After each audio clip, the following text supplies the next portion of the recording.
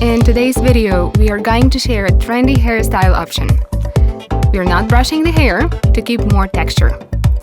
We are going to start with dividing a big section of hair on the top of the head and secure it into a ponytail.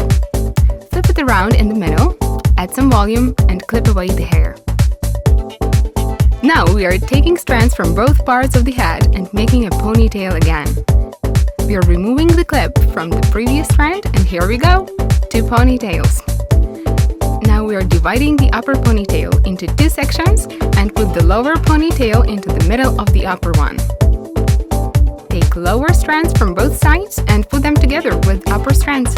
Secure with the help of elastic band. Now we're pulling out the hair to get the volume we want and keep going all the way down.